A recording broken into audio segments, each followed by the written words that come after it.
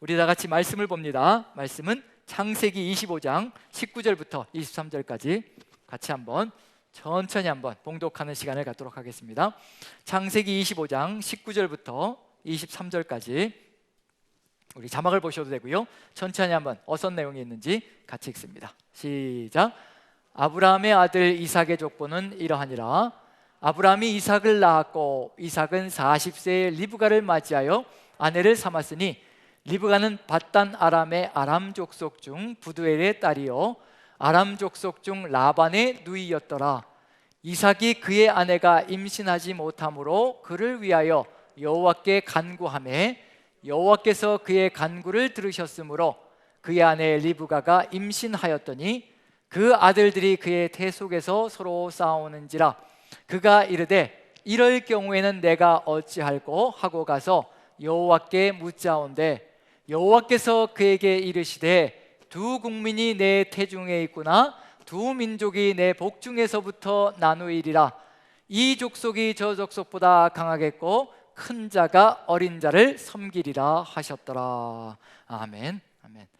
예, 마지막 부분에 나와 있는 내용은 이제 태중에 정말 쌍둥이가 있는데 쌍둥이가 태중에서부터 싸움박질을 해대면서 고통 가운데 거하게 만드는 그런 이야기들로 있습니다. 이 이야기를 통해서 어떻게 우리가 하나님의 뜻을 다시 한 번 더 마음에 새기고 걸어가 볼 수 있을까 다시 한번 다져보는 시간을 좀 가져보려고 합니다. 혹시 이런 이야기 들어보신 적 있나요? 쌍둥이를 태중에 가지셨는데 이 쌍둥이가 태중에서 너무 싸움박질 해가지고 이게 견딜 수가 없어가지고 산부인과 가도 해결이 안 되고 그래서 어쩔 수 없이 하나님께 나와서 그냥 울며불며 간구해서 응답을 받았다. 혹시 그런 얘기 요 근래 들어보신 적 있나요? 저희 교회도 쌍둥이를 이렇게 잉태하시고 탄생시킨 분들이 몇몇 계시지요. 예, 굉장히 소중한 일을 하셨는데 혹시 그렇게 쌍둥이가 태중에서 그렇게 치고받고 싸웠다 그런 얘기 혹시 들어보신 적 있나요? 없으시죠? 도대체 창세기 이 얘기는 무슨 얘기일까? 우리가 삶을 살아가며 그런 경험을 해본 적이 없는데 도대체 이 내용은 무엇을 의미하는 것일까? 지금 우리가 삶을 걸어가면서 지금 창세기가 어디에 와 있는지를 안다면요, 이 내용이 무엇을 의미하는 건지를 조금 더 깊이 있게 알 수 있을 것 같습니다. 단순히 육체적으로 정말 쌍둥이가 뱃속에서 싸웠다 이런 얘기를 하려고 정말 보여주려고 하는 것인가? 아니면 또 다른 그 속에 신앙적인 의미가 들어가 있는 것인가? 거기에 이제 우리가 초점을 맞춰야 되겠죠. 자, 여기 우리가 창세기를 걸어가면서요, 아브라함과 이삭을 통해서 무엇이 회복되어졌다라고 나눴느냐면요, 저번 주에 하나님과 사람의 관계가 아브라함과 이삭의 삶을 통해서 성취되어졌다. 놀라운 하나님의 은혜와 기적을 체험하면서 정말 전능하신 하나님을 만나면서 아브라함이 그 하나님을 믿고 순종하며 자신의 전폭적인 것을 다 내어주고 순종의 길을 걸어가므로 누구와의 관계가 회복되어졌느냐면요, 하나님과 사람의 관계가 회복되어지는 놀라운 역사가 펼쳐졌습니다. 그래서 하나님께서 자신을 소개하실 때에도 뭐라고 소개하시냐면요, 그전까지는 그런 적이 없으셨는데 이제 이삭에게 나타나시고 야곱에게 나타나셔서 나는 네 아버지 아브라함의 하나님이다, 나는 네 할아버지 이삭의 하나님, 아브라함의 하나님이다. 이렇게 해서 누구의 하나님이라고 얘기하시냐면요, 아브라함의 하나님이다, 아브라함의 하나님이다. 그 얘기는 뭐냐면 하나님께서 자신의 이름 앞에 붙여도 부끄럽지 않은 한 사람을 만나신 거지요. 그 정도로 하나님이 자신의 이름 앞에 붙일 정도로 그런 순종의 사람을 만나고 기뻐하셔서 나는 아브라함의 하나님이라고 얘기하셨다는 점에서 그 아브라함의 삶과 이삭의 삶이 연결되어서 순종과 축복이 놀랍게 회복되어지는 그 관계 회복을 보여주고 있습니다. 하나님은 왜 회복을 소망하시냐면요, 왜 관계 회복을 소망하시냐면요, 우리에게 주시고 싶으신 게 있으시거든요.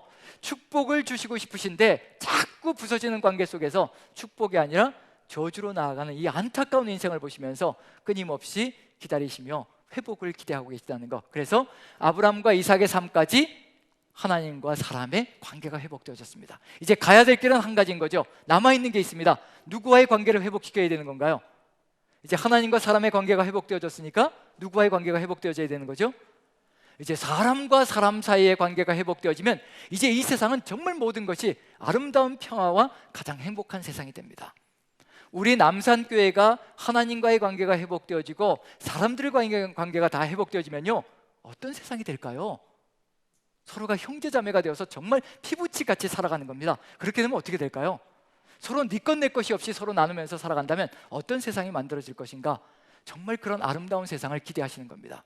그래서 하나님은 차근차근 사람들을 이끌어서 회복의 길로 나가게 만들어 가시는 거죠. 그래서 하나님과의 관계가 회복되어졌기 때문에 이제 그게 저번 주에 저희가 나누면서 이제 가야 될 길이 이정표가 정해져 있는데, 이제 가야 될 길은 사람과의 관계가 회복되어지는 길로 가야 된다. 그런데 지금 우리가 살아가는 세상 어떠한지 보십시오. 요 근래 들었던 사건, 치명적인, 정말 사람과의 관계가 이렇게까지 파괴되어져 있을 수가 있을까 싶을 정도의 그런 사건들이 끊임없이 벌어지는데, 그 중에 대표적인 것, 요 근래 것 하나가 정인이 사건입니다. 정인이 사건 들어보신 적 있으시죠? 7개월째 입양이 되어졌습니다. 7개월째 입양이 되어져서 16개월 되는 때에 생을 마감했습니다. 그런데 검진을 해보니까 뼈가 골절된 부분이 상당히 많이 있고요, 그리고 췌장이 파괴되어졌다고 얘기합니다. 이게 췌장이 파괴되는 것이, 췌장이 격파되는 것이 이게 쉽게 한순간에 때려서 이렇게 되는 게 아니라는 겁니다. 엄청난 고통이 가해지고 엄청난 폭력이 가해질 때 뼈가 골절이 그렇게 되어지고 췌장이 그렇게 파손이 되어진다고 합니다. 그 정도로 아이가 속이다, 그 정도로 파괴가 되어진 거죠. 이게 도대체 어디에서 발생되어진 건가? 도대체 사람 사이가 어느 정도로 망가져 있길래 이렇게 어린 아이를 이 지경까지 만들 수가 있는가? 이게 같은 나이고 같은 성별이고 같은 힘 정도를 가진 사람들이 서로 폭력을 행사하면서 싸웠다면요, 그나마 그건 선한 행동이 되는 겁니다. 요즘은요, 정말 어떻게 반응도 보일 수 없고 아프다라고 응답도 할 수 없고 그리고 도망갈 수도 없는 아이를 그 지경을 만들어 놨다는 얘기는 뭐냐면요, 그 정도로 세상이 파괴되어져 있다는 거, 사람 사이가 그 정도로 무너져 있다는 것을 보여주는 아주 극단적인 사건 속에 포함됩니다. 그러한 사건이 우리의 삶 속에 가득 들어차 있습니다. 어떤 세상인가?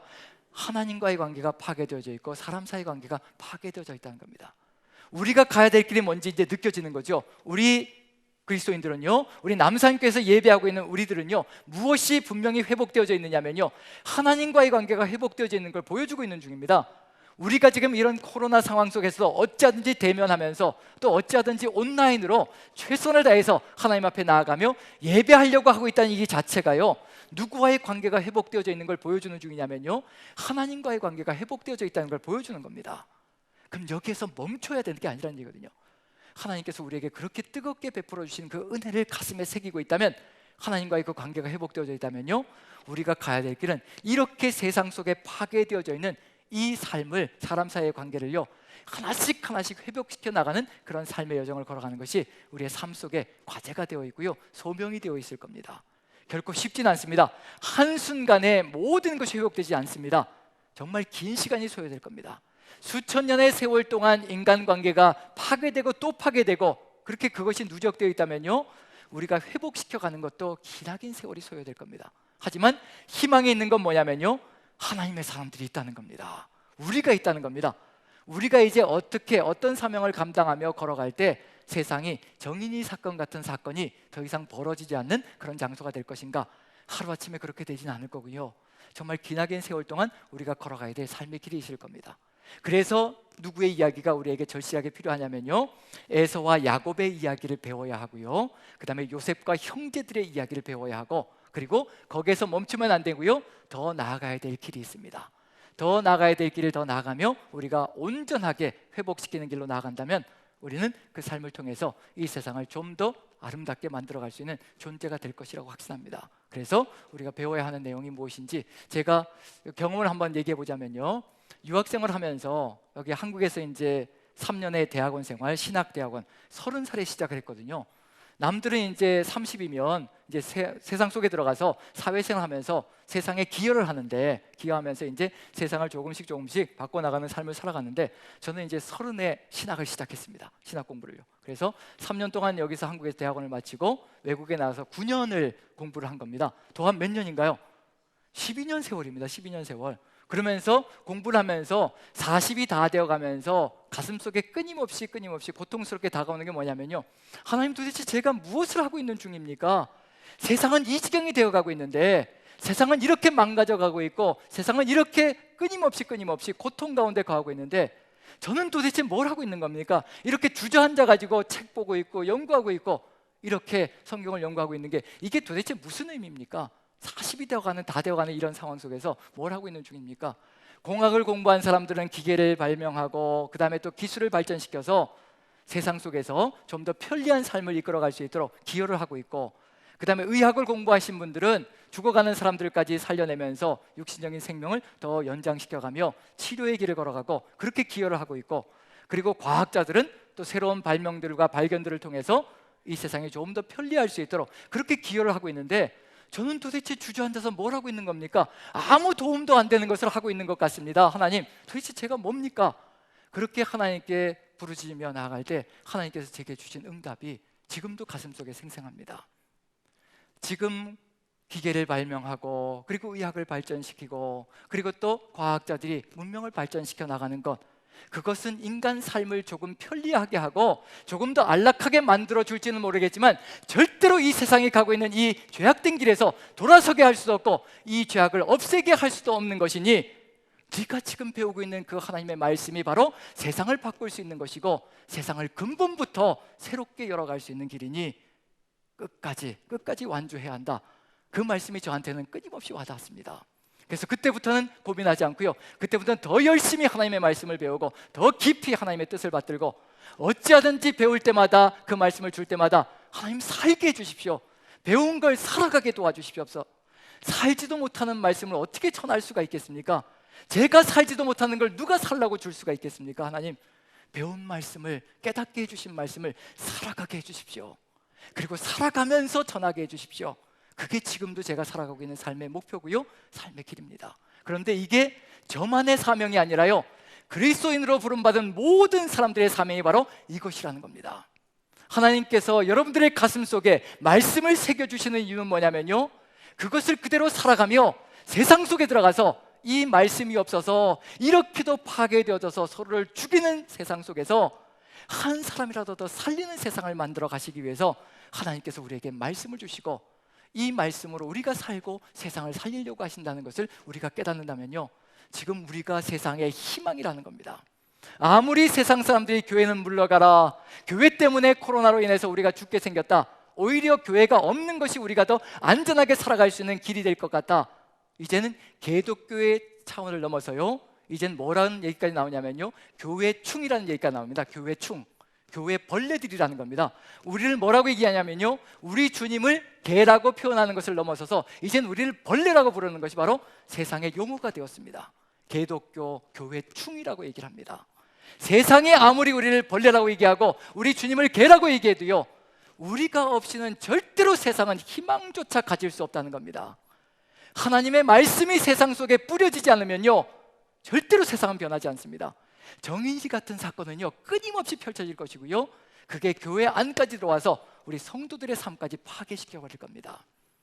우리가 말씀을 따라 살든지 그리고 또 세상을 말씀으로 바꿔가든지 아니면 세상이 우리를 이겨서 우리가 세상처럼 살아가든지 둘 중에 하나일 겁니다. 그런데 하나님께서 뜻하신 건 뭐냐면요, 우리에게 은혜를 끼쳐주시고 우리가 세상을 최선을 다해서 우리가 회복되어진 이 삶을 세상 속에서 이루어가기를 간절히 소망하신다는 겁니다. 한순간에 이루어지지 않습니다. 한순간에 이루어지지 않고요, 우리가 느슨하게 앉아있다면요, 이것은 절대 변화의 길로 갈 수가 없을 겁니다. 우리의 마음속에 들어와 있는 내용이 우리의 신앙의 길을 걸어가면서 우리가 어떤 말을 할 때가 참 많으냐면요, 하나님 하시옵소서, 하나님께서 하셔야 됩니다. 우리가 굉장히 많이 기도하죠. 하나님께서 하셔야 됩니다. 하나님께서 하실까요? 안 하실까요? 갑자기 왜 이러시죠? 하나님께서 하실까요? 안 하실까요? 하시죠. 하나님은 전능자이시니까 하십니다. 분명히 하십니다. 그런데 반드시 필요한 것이 한 가지 있습니다. 하나님이 하시기 위해서 반드시 필요한 것이 한 가지 있습니다. 저번 주에 저희가 요셉의 이야기를 잠깐 나눴었는데요, 오늘도 요셉의 이야기로 열면서 야곱과 에서의 이야기로 같이 한번 넘어가 보겠습니다. 요셉의 이야기 속에서 요셉이 형제들을 끝까지 지키고 돌보고 그 자녀들까지 끝까지 돌보고 지킴으로 뭐가 회복되냐면요, 12형제가 하나로 연합되어지고 회복이 일어납니다. 그리고 한 나라를 이루어가는 겁니다.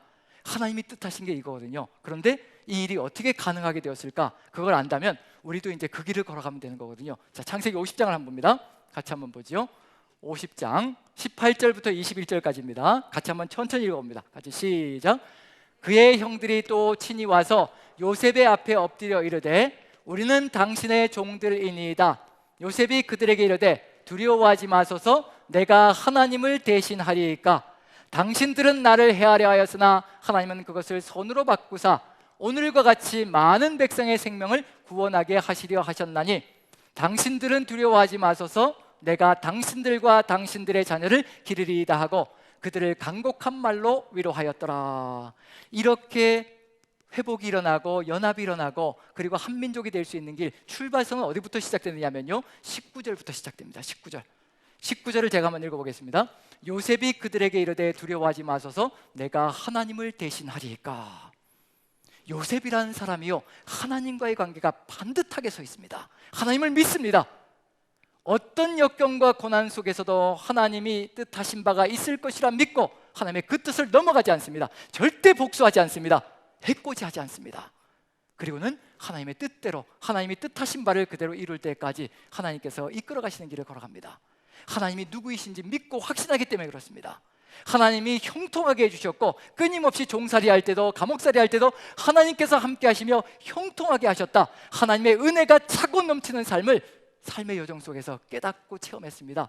그래서 이제 하나님의 뜻이라면 이제 말 그대로 죽으로 팥으로 매주를 쓴다 그래도 믿습니다. 그래서 요셉이 하나님을 대신하리까 절대 대신하지 않습니다. 이렇게 하나님과의 관계가 반듯하게 서 있으니까요 뭐가 회복되느냐면요 21절에 당신들은 두려워하지 마소서. 내가 당신들과 당신들의 자녀를 기르리이다 하고 그들을 간곡한 말로 위로하였더라. 누구와의 관계가 회복되는 건가요? 사람과의 관계가 든든하게 서는 겁니다. 하나님께 다 맡기니까 하나님의 역사가 사람을 통해서 펼쳐지고요 사람과의 관계가 아름답게 펼쳐집니다.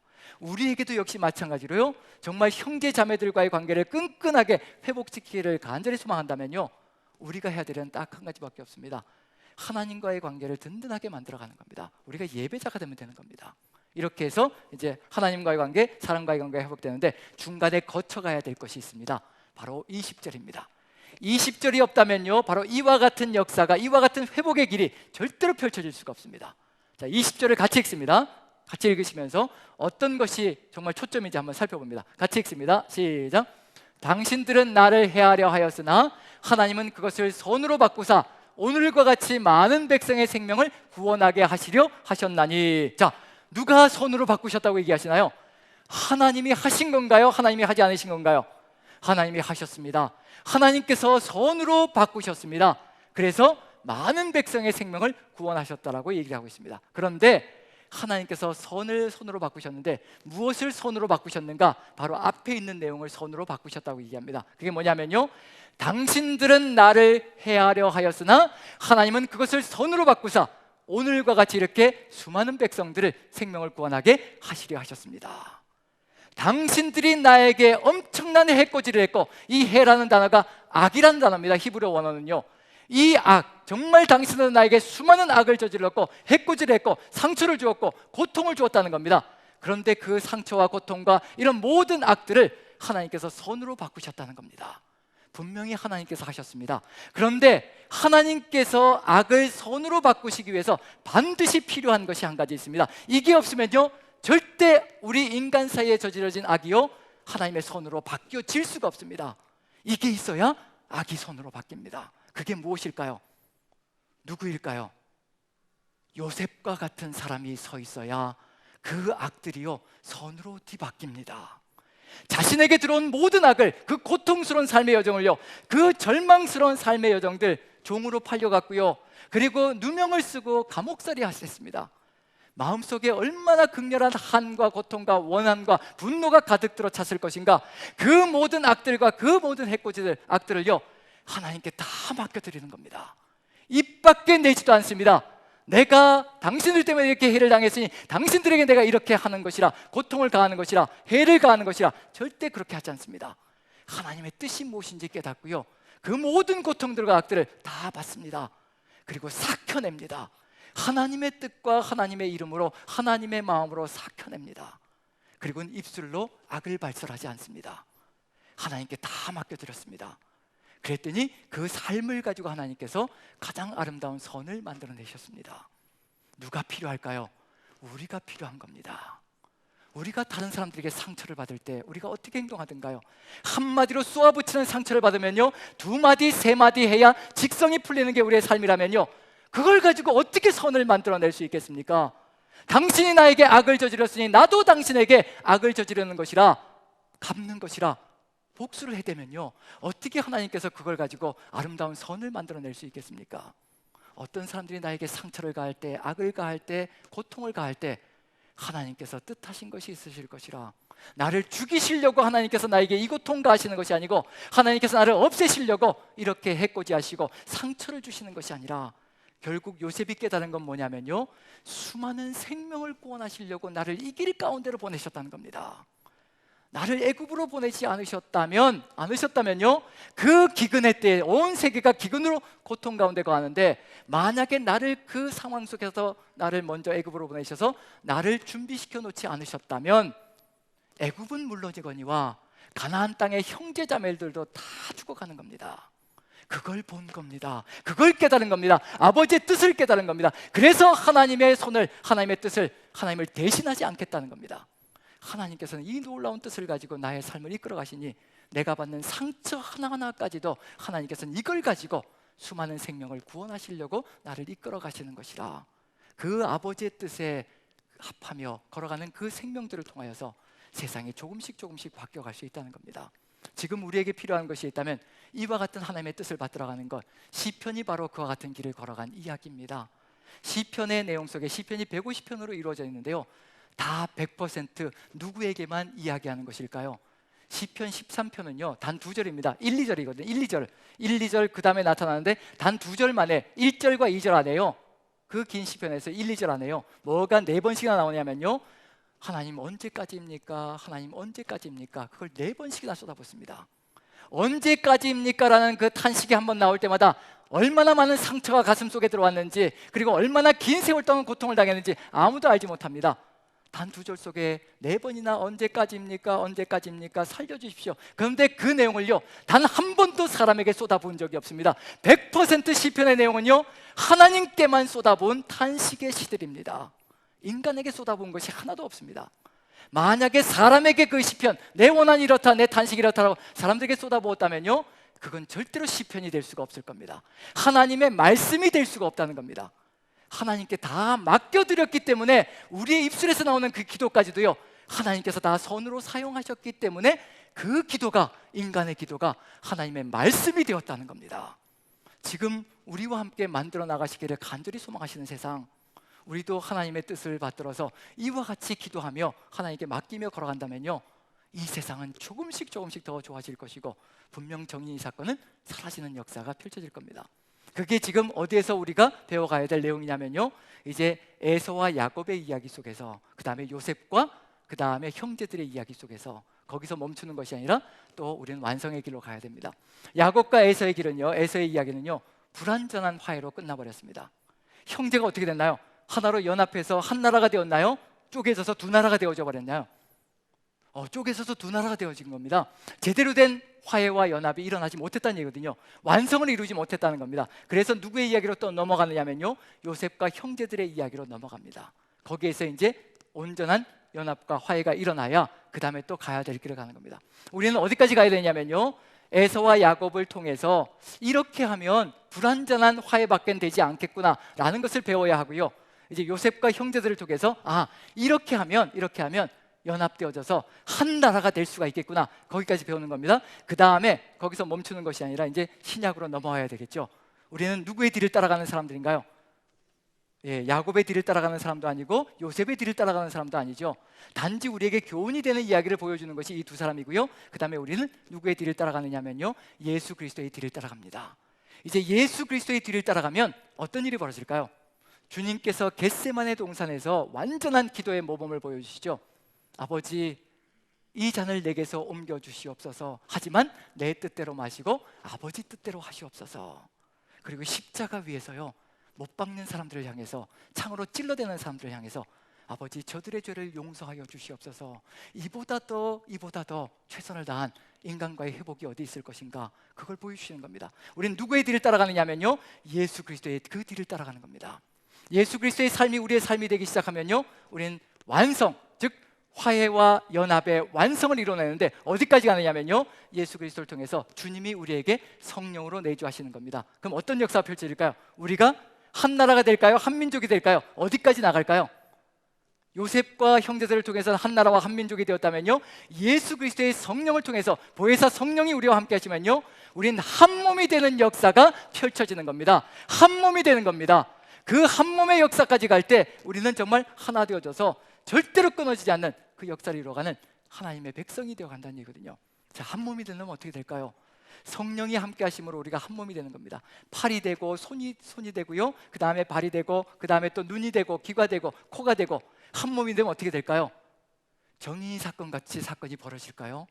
내 코를 누가 잘라내겠으며 내 팔을 누가 쳐내겠냐는 얘기예요. 내 한 몸이라는 느낌이 없으니 내 팔을 잘라내도 아픈 줄 모르고요, 내 코를 잘라내도, 눈알을 뽑아내어도 아픈 줄을 모르는 것이 우리의 안타까운 모습일 수 있다는 겁니다.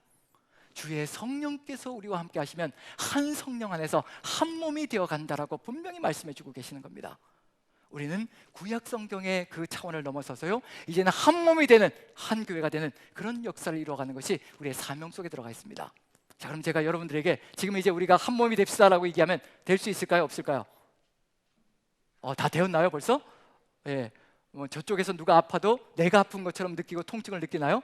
저쪽에서 누가 쓰러지면 내가 쓰러진 것처럼 그렇게 아픔을 느끼면서 보듬고 달려가서 끌어안고 이런 일이 벌어지던가요? 누군가가 아프다 해도 남의 일처럼 느껴지고, 그것도 우리 교회 형제 자매님들이 정말 극렬한 고통 가운데 거한다 해도 동네 불구경하듯이 보고 있는 그런 마음이 있다면 지금 우리는 가야 될 길이 있다는 얘기입니다. 가야 합니다. 여기서 멈춰서는 안 되는 겁니다. 우리 하나님께서 뜻하신 그 목적지까지, 그 완성까지 우리는 천천히 걸어가야 되거든요. 그런데 우리가 한 몸이라고 느끼는 것은 굉장히 오랜 시간이 걸릴 수 있습니다. 하지만 천리길도 한 걸음부터 가야 되는 거거든요. 그래서 저는 구약 성경이 좋습니다. 천리길도 한 걸음부터 가기 위해서 야곱의 이야기부터 먼저 배우면 훨씬 수월합니다. 예수님의 이야기를 먼저 배우면요, 버겁습니다. 목사인 저도 버겁습니다. 십자가 지자고 하면요, 저도 버겁습니다. 그래서 십자가 얘기할 때는 정말 힘겨운, 정말 벽을 치는 것 같은 그런 통증을 느끼면서 말씀을 전할 때가 있습니다. 하지만 구약 성경부터 천천히 걸어가면 수월하게 하나씩 하나씩 천리길도 한 걸음부터 걸어갈 수가 있습니다. 너무 신약 성경만 좋아하지 마시고요, 저는 구약 성경이 참 좋은데 왜 좋으냐면요, 실천하기가 너무 쉬워서 좋습니다. 네, 내용이 어렵더라도 살아가는 길은 신약에 비하면 훨씬 쉽거든요. 그런데 마태복음부터 시작해서 너무 어렵습니다. 십자가가 나타나기 시작하니까요. 그런데 우리 성도님들은, 우리 형제자매님들은 신약을 너무 좋아하시는 것 같아서 이미 십자가가 다 서 있는 것이 아닌가라는 생각이 드는데, 어쨌든 그러면 너무 좋고요. 저는 야곱의 이야기부터 가기를 소망하는 게 뭐냐면, 야곱의 이야기부터 천천히 걸어가다 보면 할 수 있겠다, 이 정도면 사람 사이 여기서부터는 한번 해볼 수 있겠다. 왜냐하면 야곱이라는 인생이 뭐가 된 건가요? 사기꾼이잖아요. 야곱이요, 사기꾼이 이스라엘이 된 거니까 그래도 최소한 우리는 뭐는 아니에요. 지금 살아가면서 최소한 사기꾼 소리는 안 듣잖아요. 교회충이라는 얘기는 듣지만 교회충도 또 누구 일이라고 생각하냐면 나는 아니다라고 생각하잖아요.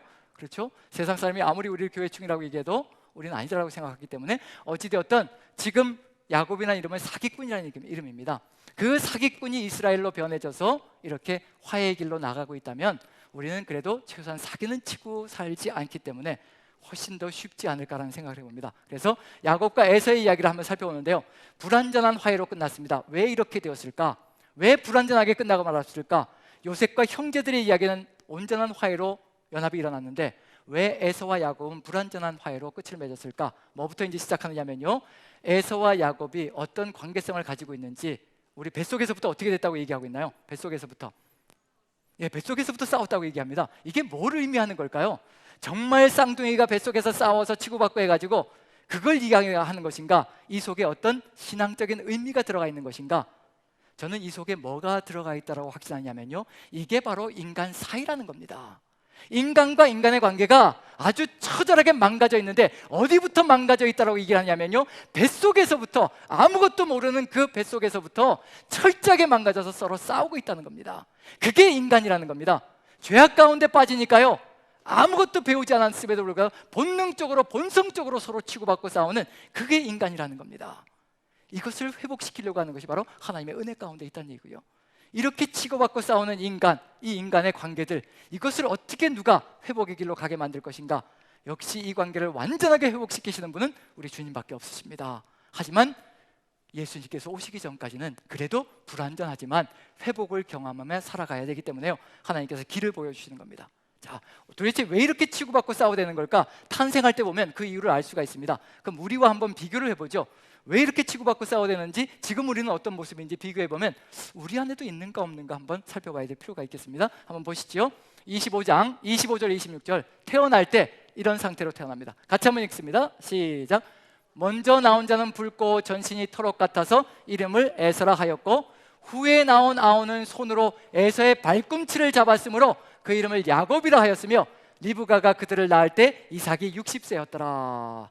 무슨 얘기인가요? 내가 너보다 나아야 된다는 겁니다. 내가 너보다 잘나야 되고, 내가 너보다 큰 소리 쳐야 되고, 내가 너보다 더 높은 자리에 올라가야 되고, 내가 너보다 무엇인지 더 잘해야 된다는 겁니다. 지금 우리 속에 있는 것과 똑같은 것이 야곱과 에서의 이야기 속에 그대로 투영되어져 있는 겁니다. 이게 인간성이라는 겁니다. 하나님을 만나지 못하고 하나님 안에서 죄가 사라지지 않을 때 늘 이와 같은 모습으로 우리가 나타난다는 것을 그대로 보여주고 있는 중입니다. 지금 우리의 삶 속에서도 어떤 마음이 가득 들어차 있나요? 남들보다 더 잘나고 싶잖아요. 남들보다 더 이름 내고 싶고, 남들보다 더 큰 소리 한번 쳐보고 싶고, 남들보다 더 떵떵거리면서 한번 제대로 한번 살아보고 싶고, 남들보다 조금 처지는 것 같으면 동창회도 안 나가고 대모임도 안 나가고 그러잖아요. 왜냐하면 이제 조금 더 살만하면 이제 어떻게 되나요? 그동안 안 나가던 개모임도 나가보고 동창회도 나가보고 인정받고 싶다는 거고요, 남들에게 대접받고 싶다는 의미가 우리 안에 그대로 들어가 있습니다. 이건 남의 얘기가 아니라 바로 저 자신의 이야기입니다. 사람들과의 비교해서요, 그래도 목사라고 입 밖에 내지 않습니다. 근데 제가 어떤 다른 사람보다 비교해서 조금이라도 나은 것이 있으면요, 속에서 뭐가 올라오느냐면요, 겉으로는 내보이지 않지만 속으로 그래도 나는 너보다 잘났다 이놈아, 나는 너보다 낫다 이놈아, 속으로 그렇게 생각합니다. 목사인 저도 그렇습니다. 이걸 긁어내야 되는 게 제 사명이라는 것을 뼈저리게 깨달으며, 제 힘으로 안 되기 때문에 끊임없이 성령님께 무릎을 꿇고, 보혜사 성령님이 저의 주인이 되어주시고 저의 왕이 되어주셔서 이 모든 것을 없애주십시오. 제 힘으로는 절대 안 되더라고요. 단지 할 수 있는 건 한 가지였습니다. 입 밖에 내지 않는 것. 입 밖에 내지 않으니까 인격자라는 소리는 들을 수 있더라고요. 그런데 뭐는 못 되느냐면요, 성도는 못 되는 겁니다. 성도라 부르심을 받기에 합당한 존재, 세인트, 거룩한 존재, 하나님의 사람, 여기까지는 갈 수가 없습니다. 그저 세상 사람들이 인격자라는 얘기는 할 겁니다. 하지만 거기서 멈춰져 있는 겁니다. 우리 하나님은 우리 속에 있는 것까지 성령의 조명으로 다 비추어 긁어내므로 말미암아 하나님과 함께 살아가는 성도의 삶을 살아가기를 간절히 소망하신다는 겁니다.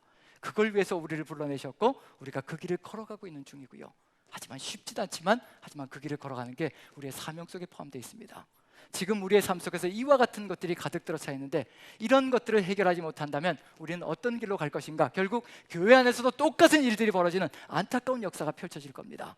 세상 밖으로 나가서 세상 속에 들어가서 빛이 되고 소금이 되어서 세상을 바꿔 나가야 될 우리가, 우리 안에서 이와 같은 것으로 치고받고 싸워대며 서로 교만하게 오만하게 서로를 치는 일들이 벌어진다면요, 우리는 제 역할을 못하는 안타까운 일들이 벌어질 겁니다.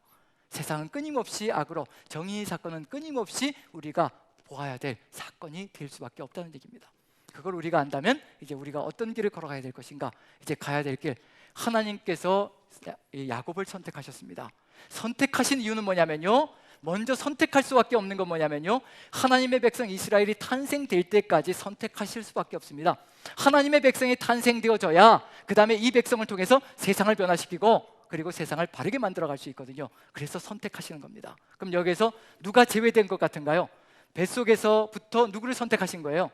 야곱을 선택했고 누구를 제외시키신 거예요? 에서를 제외시킨 거죠. 이미 이삭을 선택하셨고 이스마엘을 제외시킨 것 같습니다. 그런데 우리는 무엇이라고 얘기할 때가 있냐면요, 이렇게 제외시킨 걸 유기했다라고 얘기할 때가 있습니다. 버리셨다라고 얘기할 때가 있다는 얘기예요. 절대 우리 하나님 그런 분 아니십니다. 절대 한 사람은 택하고 한 사람은 버리는 그런 하나님이 아니시라는 얘기거든요. 하나님의 마음은 선택하실 수밖에 없는 것, 그 이유는 뭐냐면요, 하나님의 백성이 탄생할 때까지 선택하시고 하나님의 백성 이스라엘이 탄생되어지면 그때부터 품기 시작하시는 겁니다. 그래서 한번 두 군데를 봅니다.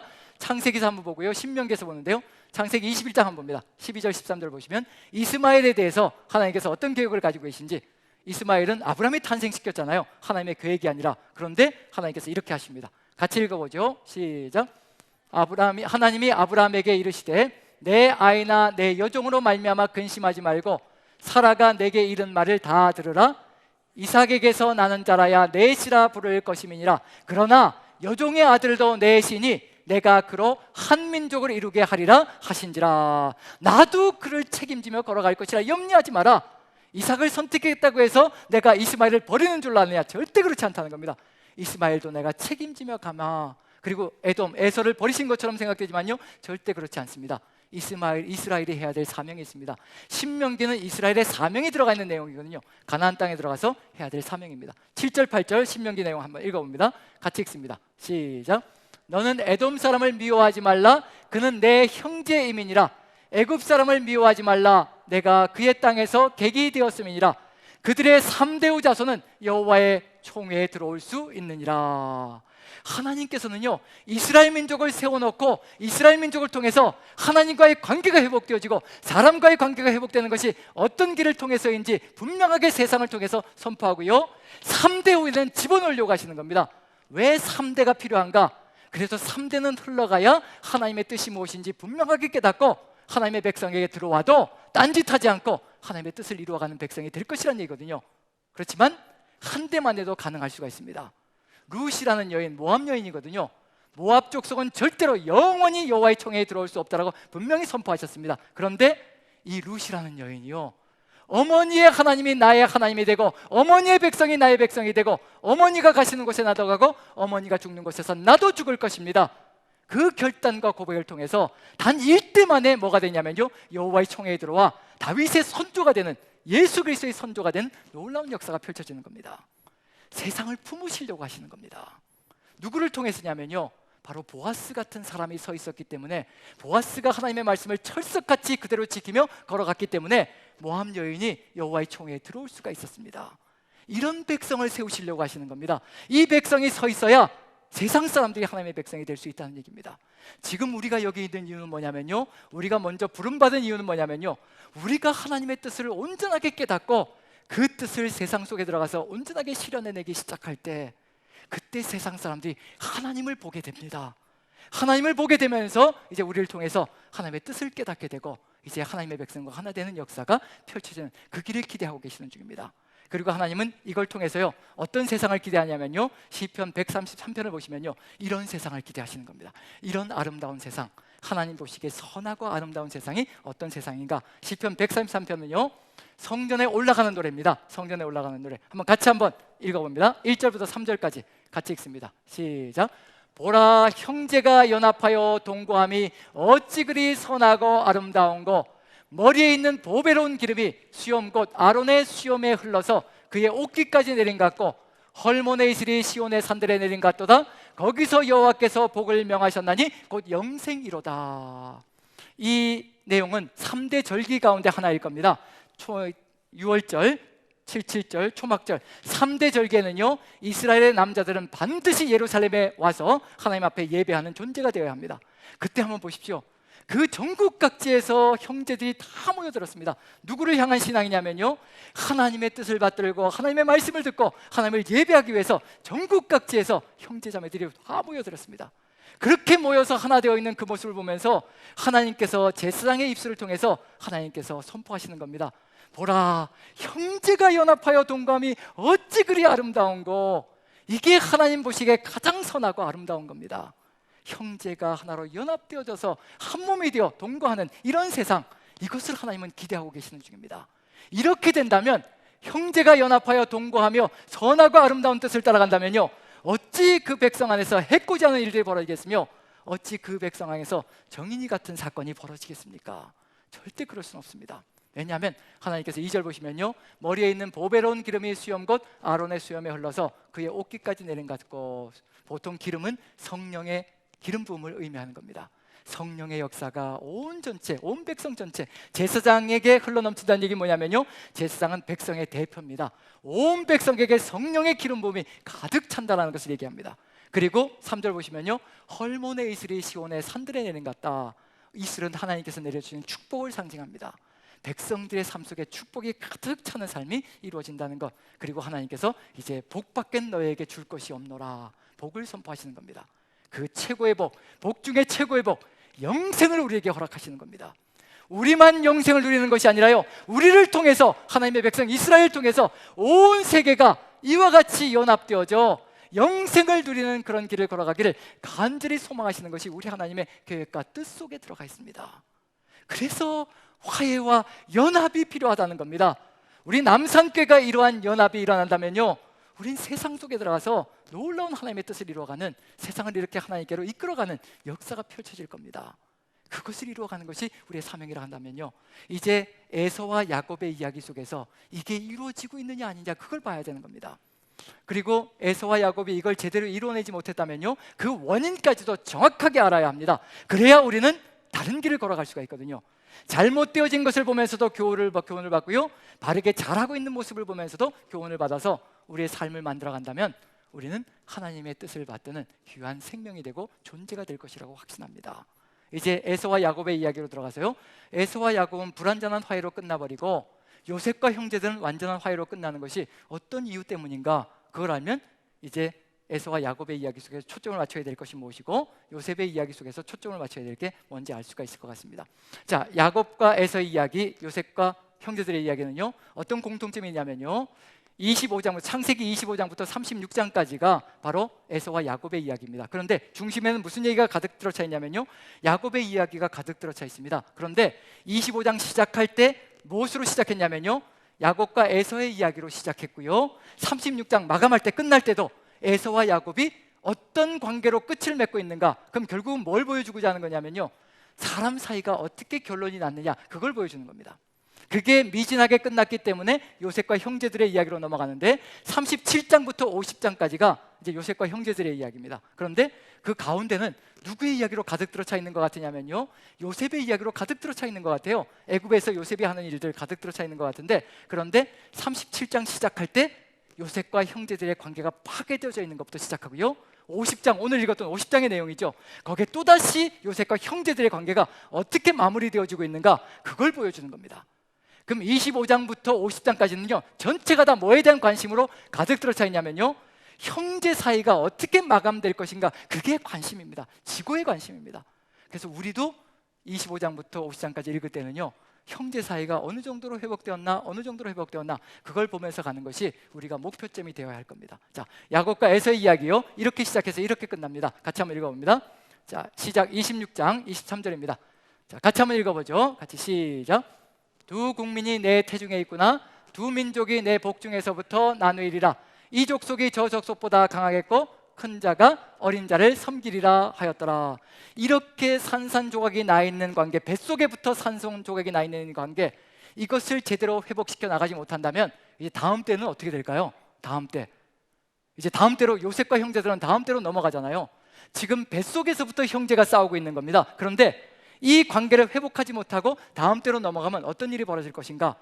이렇게 파괴되어지는 관계가 두 대가 쌓여지는 겁니다. 이제 요셉과 형제들의 이야기는 뭐부터 시작하느냐면요, 어머니들 사이부터 산산조각이 나 있어요. 어머니가 4명이잖아요. 서로 질투와 시기와 분노로 가득 들어차서요, 어쩌든지 남편의 사랑을 얻으려고 산산조각이 나 있는 관계들을 그대로 보여주고 있는 중입니다. 이제 12명의 아들들이 태어나는데 이 12명의 아들들은 뭐부터 시작해야 되냐면요, 쌓여져 있는 부모 시대의 그 원한까지도 해결하면서 또 자기들이 갈라져 있는 그것까지도 해결해야 되는 사명이 주어져 있는 겁니다. 대가 더 길어질수록요, 더 어려워집니다. 회복은 시간이 흘러갈수록 더 어려워지는 겁니다. 그래서 지금 이 순간에 회복해야 될 분들이 있다면요, 무릎 꿇고 하나님께 간구하고 빨리 회복할수록 좋습니다. 시간이 길어질수록요, 더 쌓여지는 건 더 많아질 수밖에 없습니다. 해결해야 할 게 더 많아지는 겁니다. 그래서 1대, 2대, 3대, 4대 계속 쌓이게 되면요, 그 누적되어진 것들까지 다 해결해야 되기 때문에 얼마나 어려울 것인가, 소설만 봐도 알잖아요. 로미오와 줄리엣만 봐도 알잖아요. 한 세대에서 쌓여졌던 것이 집안이 원수가 되어서 결국은 두 사람이 죽어야 끝나는 일이잖아요. 이것처럼 우리 시대의 이 인간 사이에 깨어져 있는 이 관계도 누군가 죽어야 되는데 우리 주님께서 대신 죽었다는 거, 죽어주셨다는 거, 이게 얼마나 감사한 일인지, 그래서 주님의 은혜가 얼마나 큰 것인지 분명히 느껴볼 수 있을 것 같습니다. 자, 이렇게 시작했는데요, 이렇게 갈라진 관계로 시작했는데 이제 끝에 가면요, 36장 6절부터 8절까지 이렇게 결론이 나버리고 맙니다. 같이 한번 읽어봅니다. 시작. 에서가 자기 아내들과 자기 자녀들과 자기 집의 모든 사람과 자기의 가축과 자기의 모든 짐승과 자기가 가나안 땅에서 모은 모든 재물을 이끌고 그의 동생 야곱을 떠나 다른 곳으로 갔으니 두 사람의 소유가 풍부하여 함께 거주할 수 없음이러라. 그들이 거주하는 땅이 그들의 가축으로 말미암아 그들을 용납할 수 없었더라. 이에 에서 곧 에돔이 세일산에 거주하니라. 결론은 뭘로 끝났나요? 에서는 에돔족의 조상이 되어서 에돔 나라의 시조가 되고, 야곱은 이스라엘의 시조가 되어서 이스라엘 민족의 시조가 되어서 이스라엘 민족의 탄생의 길이 열리고, 그렇게 해서 결국 마지막 결론은요, 두 나라로 갈라졌다. 갈라진 것으로 끝나면 얼마나 좋겠습니까? 이제 에돔과 이스라엘은요, 철천지 원수의 나라가 될 겁니다. 갈라지지 말라는 얘기입니다. 그래서 갈라지지 말라는 얘기예요.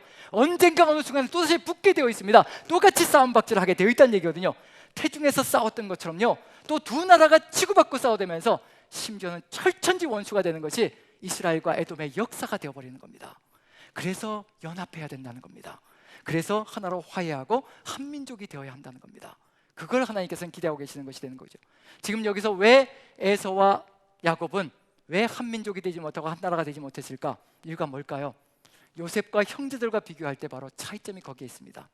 에서와 야곱의 이야기는요, 중심에 누구의 이야기밖에 들어가 있지 않냐면요, 야곱이 이스라엘로 변하는 이야기밖에 없습니다. 누가 변화하는 이야기가 전혀 없느냐면요, 에서가 이스라엘로 변했다, 에서가 하나님의 백성으로 변했다, 그런 이야기가 전혀 등장하지 않습니다. 진정한 화해와 연합이 일어나기 위해서는요, 모두가 하나님 은혜 안에서 하나가 되어져야 되는 겁니다. 한 사람만 변하면요, 반쪽짜리 회복하기는 절대 안 되는 겁니다. 그래서 우리 모두가 하나님의 은혜를 체험하고 깨달아야 하는 겁니다. 그 은혜 안에서 우리가 하나 되어질 때 연합이 일어나는 겁니다. 세상 속에 들어가서요, 우리가 우리 자신만 살아간다고 해서 끝나는 거 아니란 얘기거든요. 하나님의 말씀을 증거하며 그분들이, 세상 사람들이 하나님의 말씀을 깨닫고 하나님의 뜻이 무엇인가 그걸 살아갈 때, 그제서야 우리는 연합의 길을 걸어갈 수가 있습니다. 그렇지 않으면 늘 끊임없이 그냥 평행선으로, 기찻길같이 평행선으로 갈 수밖에 없습니다. 지금 에서와 야곱의 이야기 속에 한 사람만 변화되어졌습니다. 야곱만 이스라엘로 변화되었고요, 하나님께서 분명히 에서도 다루셨을 터인데 에서는 자신의 육체적인 욕망에 사로잡혀 하나님의 그 변화를 걸어가지 않았기 때문에 그 이야기 자체가 끊어져 버린 것이라고 생각합니다. 그리고 요셉과 형제들의 이야기 속에 왜 끝에 가서 그렇게 연합이 일어났을까? 하나님께서 두 부류를 갈라놓고요, 요셉은 애굽에 보내시고, 그리고 형제들은 가나안 땅에 두시고, 형제들은 가나안 땅에서 20년의 세월 동안 하나님께서 다루시고, 그리고 애굽 땅에서 또 요셉을 다루시고, 이렇게 다루셔서 변화되어진 존재들이 만났을 때 하나님의 은혜 안에서 하나 되는 역사가 펼쳐지는 겁니다. 그래서 여기 요셉의 이야기를 읽을 때는 무엇을 초점을 맞춰야 되냐면요, 형제들은 어떻게 변화되어져 있는가, 요셉은 어떻게 변화되어져 있는가. 형제들의 대표가 유다라고 한다면요, 유다의 변화가 곧 형제들의 변화를 의미하는 겁니다. 하나님께서 다루시는 것. 그래서 유다와 다말 사건을 비롯해서요, 유다가 요셉 앞에서 그 동생을 위해서, 베냐민을 위해서 호소하는 그 내용들, 그게 바로 뭘 보여주는 거냐면요, 바로 유다와 형제들이 가나안 땅에서 하나님과 함께 어떤 고통의 세월 속에서 어떻게 변화되어져 갔는가, 그걸 여실히 보여주는 겁니다. 그 다음에 요셉이 변화되어 갔고요, 그래서 변화된 사람들이 만날 때 하나님의 은혜 가운데 하나 되어지는 겁니다. 이제 우리의 사명은 무엇이 될 것인가? 우리가 하나님과의 관계가 이렇게 뜨겁게 회복되어져 있다면요, 이 코로나 시절에도 이렇게 하나님만 예배하는 삶을 살겠다고 여기 이렇게 이 대면의 장소에, 그리고 온라인으로 이렇게 하나님을 예배하고 있다면요, 하나님과의 관계가 회복되어졌으니 이제 우리 안에 이제 사람들과의 관계를 하나씩 하나씩 회복시켜 나가며 하나님의 그 은혜 가운데서 열어간다면요, 우리 남산교회는 세상 속에 들어가서 하나님의 뜻을 온전하게 실현시켜 나가는 하나님의 교회가 될 줄로 믿고 확신합니다. 우리가 한 몸이 되는 것, 그것이 우리가 지금 걸어가야 될 사명의 길이고요, 그 한 몸 된 그 신앙과 믿음을 가지고 세상 속에 들어가서 또다시 세상을 하나님과 하나 되게 만들어가는 그 사명, 우리가 이루어간다면 정인이 사건 같은 사건은 점점 더 사라지며 이 세상 모든 사람들이 주님 은혜 안에서 하나 되는 놀라운 천국이 회복될 것이라 확신합니다. 우리가 그런 삶으로 승리하시기를 축원드립니다. 기도하겠습니다. 사랑의 하나님, 우리 주님께서 은혜를 더하여 주옵소서. 우리 힘으로는 결코 아버지 용서할 수도 없고 이해할 수도 없고 분노를 삭힐 수도 없습니다. 보혜사 성령님께서 함께 하시며 주 예수 그리스도께서 어찌 우리를 용서하셨는지 우리에게 보여주시고 깨닫게 하여 주시니 우리가 그 길을 걸어가게 도와주시옵소서. 우리 주님께서 함께 하시며 이끌어 가시면 우리도 그 역사 이루며 온전한 화해와 연합을 이루고 주님 나라 이룰 줄 믿고 확신하며 우리 구주 예수 그리스도 귀하신 은 받들어 감사하며 기도합나이다. 아멘.